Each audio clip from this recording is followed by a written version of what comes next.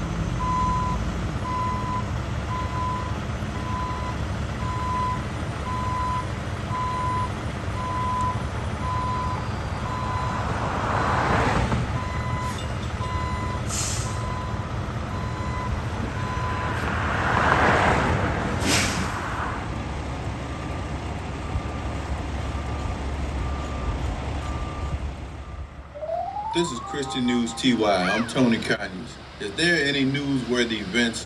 We will get them to you as soon as possible. If not, you can follow us on Christian News TY Facebook. You can follow us on YouTube, and you can follow us on our website. My name is Aubrey. My name is Reagan. My name is Riley. And my name is Robert. For the best news, Turn down the bass. push that button and follow us.